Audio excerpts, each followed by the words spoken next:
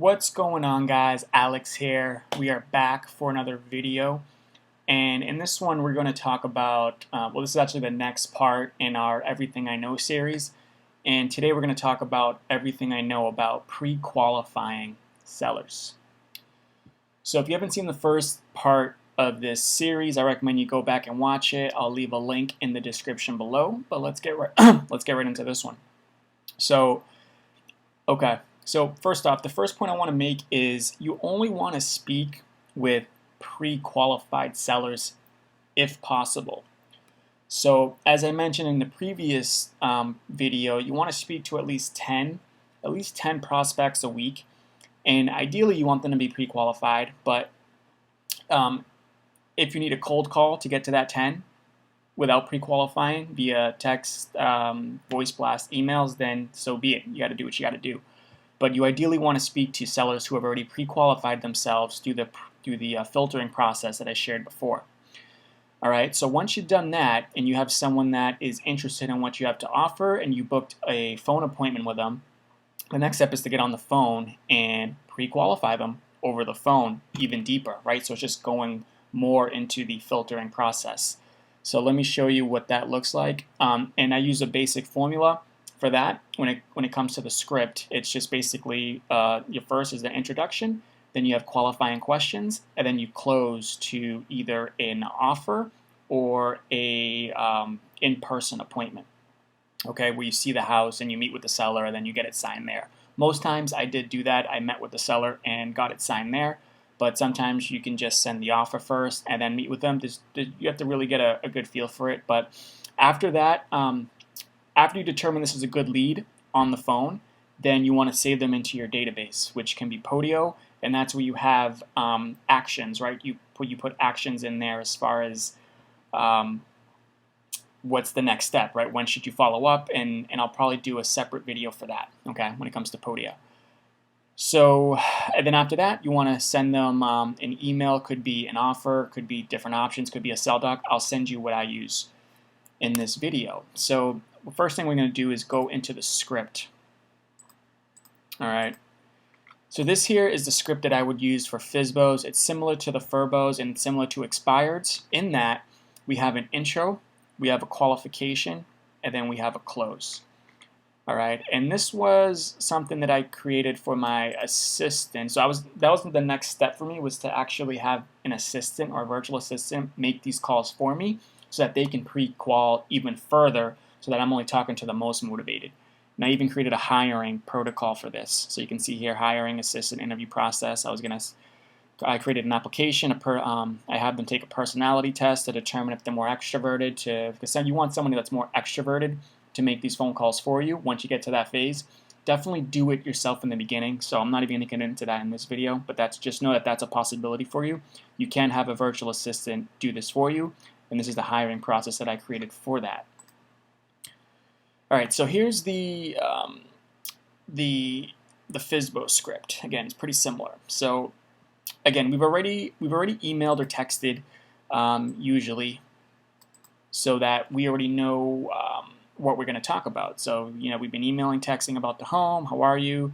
And this is basically for my assistant again. So she would say that I'm calling on behalf of my boss. We purchased properties in the area. We've offered full retail in the past. If you're offering terms, and you are offering close to full retail. So that's why I say that. And just curious if we can ask some questions about the home. Honestly, I just get right into it. I mean, usually if it's me calling, then I tell them a little bit about myself, and then I just had a few questions about the home. Is that okay? And that's basically your intro or your agenda. You want to make sure you have their name, their address. If it wasn't included on Craigslist, sometimes it's not included. You want to make sure you get the full address. Okay, so the name and the address in this step. Don't move on to this step until you get their full name, which you'll have their name. That's what's good about the emailing and the texting. If their name wasn't included on Zillow or Craigslist, then this is where you get it, and then again the address. Next is the pre-qualification, which is the most important part of this call. So I like to start off with the condition of the home. The reason I start off with the condition of the home is because that's going to determine if they're a terms deal or if they're an all-cash deal. Usually if the house needs a lot of work, if it's not livable, then it's usually not a terms deal. You're going to know this beforehand because you should have the photos in front of you, whether it's Zillow, Craigslist, MLS, because keep in mind, these free leads that you're contacting, their property is already online, and you want to look at the photos while you're on the phone with them, so you don't sound dumb.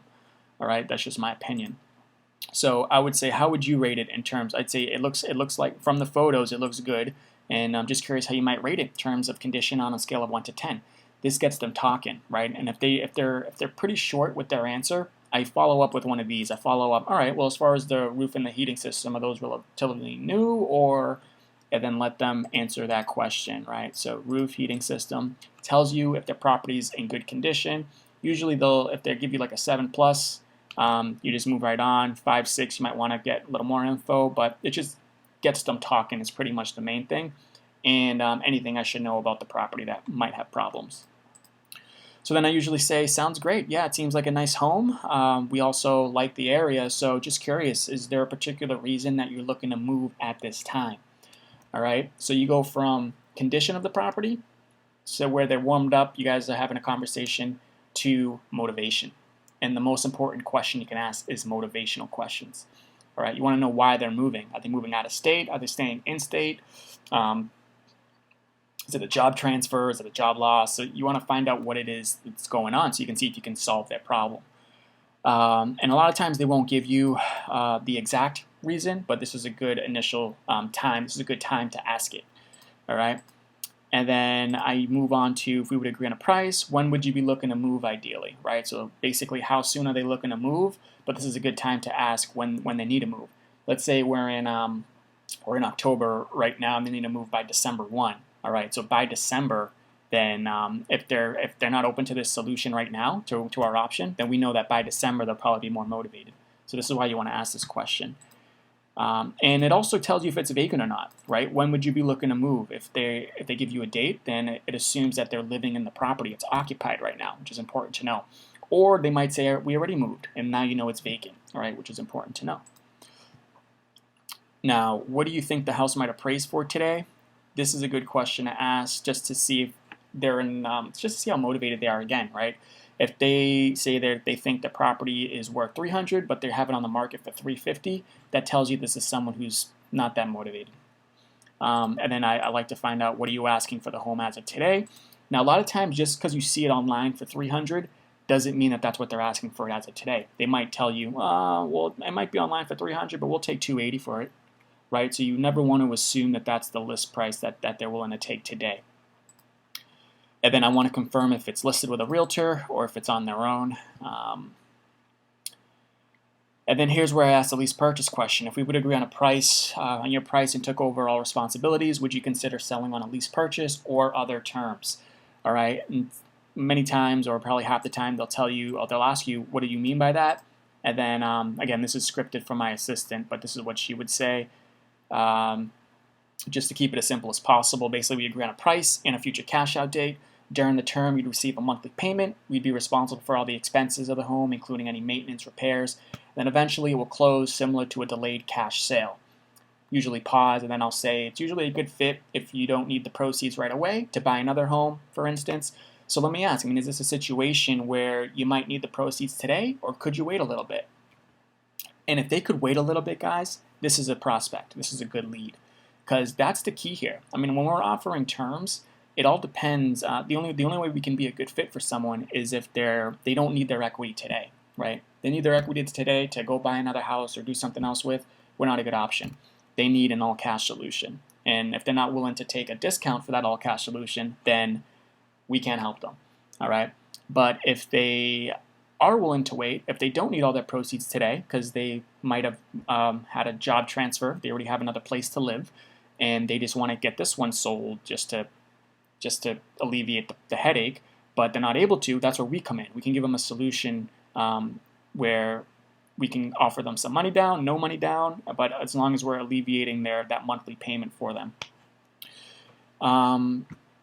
And then this is where I ask, rebuttals if they say no, if the house doesn't sell in a few months, would you be open to another alternative at that time?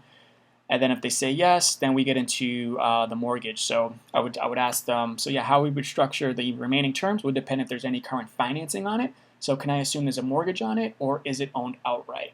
Now, this question tells you if it's free and clear or if they have a mortgage. If it's free and clear, you can structure any type of terms. Usually owner financing is the best way to go. You can structure principal-only payments. But if they do have a mortgage, then it's typically going to be a lease purchase, whether wholesaling or sandwich. And then this is how I get so that's how I get whether it's owned outright or if there's a mortgage. This is sensitive information for most sellers in my area, at least I found. So the way I go about it to get deeper is I ask them. So I start with the payment first. Okay. So I ask them, great. So just to be sure we can cover your payment each month, what's the payment on it roughly? And then they'll give me a number. Then I'll ask them, does that include the taxes in the insurance? Are those escrowed in? And then they'll tell me that. And then I say, may I assume that you're current on the payments? This is information you have to know, guys. You have to know if they're behind on payments, if they're current on payments, what the payment is, what the PITI is, so that you can determine if this might be a sandwich or a wholesaling lease option. All right? Because if it's a sandwich, then usually you can structure a sandwich if their payment's low enough so that you can collect a higher payment from a buyer. And if it's a high payment, then it's probably going to be a wholesaling lease option all the way. And then at the end, I'll ask them how much is owed on the loan roughly. This tells me how much equity they have. Then if it's free and clear, like I said, you can offer them full price, even a premium, if they're open to taking monthly payments with an agreed upon balloon. This is basically how you ask for owner financing. All right, so this doesn't always go in this order. You want to have a conversation with them, a regular conversation where you get all these questions answered. It doesn't have to go verbatim, like in order. Sometimes it does, sometimes it doesn't. But you want to make sure you get all these answered. And then for the close, this is where you determine if you think you're a good fit for it, or if you need to, if they're reluctant to give you some of this information, they just might want more information from you. If they've given you all the information, if they seem great, you can just go ahead and send them an offer. So it really depends. But basically, you want to get their email address, and whether you send them more info or some options, send it via email, and schedule a time to speak again, right, to follow up. All right, so those are the two things with the close: email and a time to follow up. All right, now what do I send? Well, first up, if they're a lead, based off the questions, based off the answers I get to these questions, then they go into my database in Podio, and then I set an action as far as what to do next. They're always going to get an email. Right, so it's either going to be the sell doc, which is this one here. I used to send this one. This is basically explaining more about what a lease purchase is, right? If they need to know more about it, I would send this one. But this didn't really get that great of a response, so I created more of a PowerPoint type thing where I say you can net 10 to 20% more doing it our way. I explain who we are, what our advantages are, who is it a fit for. Then I'd go into talking about tenant buyers. The reason I did this is because I was focusing on wholesale and lease options.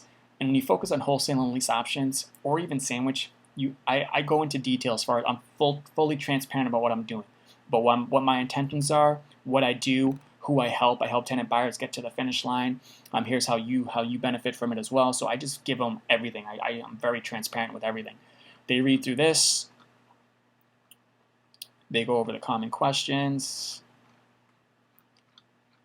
And this is just good reading material for them. All right.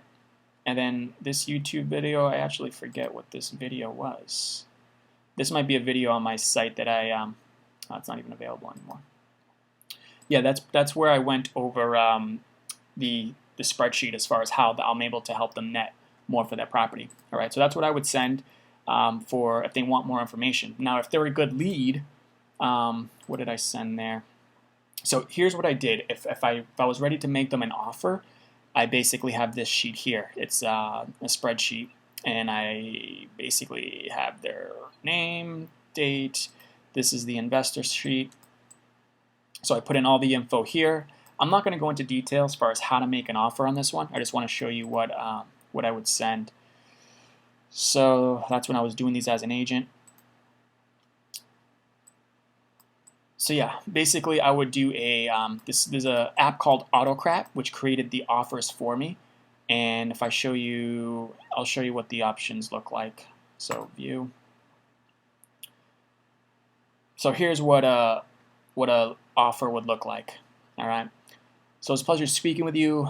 You'll find a couple rough ideas, right? So these aren't actual, I'm just letting them know these are some rough ideas based off what we spoke about. And at this time, these are for discussion purposes only, all right? This is an actual offer, but I'm just giving them an example of what they can expect. And I gave them the first option, which is always, this is the wholesale and lease purchase option. And this is the stay-in sandwich option, all right? And then down here, I give them examples as far as how much they're going to save versus a conventional sale. So this is a conventional sale with a realtor. Here's option one, the amount of savings with wholesale and lease options, and then the amount of savings with sandwich lease options. And then this gives them a much better, clearer picture as far as what we're about, how we can help them, how we help them net more for the property. And then usually we would set an appointment at this time. After they reviewed this, we'd set that follow-up call, answer any of their questions they had here, and then set an appointment to see the house. All right, and that's where I'd get the contract signed. So this is all about pre-qualifying again. So you want to speak to pre-qualified sellers if possible, and then you want to use a script I just shared with you to screen them even more. And then based off those answers, then they're either a lead. If they're a lead, you save them into the database. If they're not a lead, you can send them a form letter, which I have follow-up form letters as well that I would send. And then if they're a good lead, and then they're going to get something. They're either going to get an offer via email, or options, which I just told you, or a sell doc. Okay. Sometimes I'd even send them so an offer, the one-page wholesale and lease purchase offer, if we had a long conversation. All right, and I'll share that for another video. But in this video, I shared with you some example options I'd send and the sell doc. All right. And then you give it another couple days. Another couple days. So you follow up with them after you send them the email, and then you decide whether you want to schedule an appointment with them. All right. So they'll have common objections or common questions. You go over those common questions over the phone. You don't want to do this in the home. It saves you a lot of time driving and meeting people. All right. So over the phone, I would do this, and then once they're ready to go. Or they want to meet me in person, and usually I would want to see the property, then we'd go ahead and set an appointment to go view the property, and that's where I'd get the contract signed. All right, so this is everything about pre-qualifying sellers. The next one I'll do will most likely be about making offers and getting contracts signed. I'll probably even share with you the exact contract that I would get signed. And yeah, so that's pretty much it, guys. Let me know if you have any questions about this particular phase in the process. And I guess that's it. Yeah, give me some feedback. Let me know if this is helpful for you. All right, so per usual, thanks again for watching, and look out for the next one.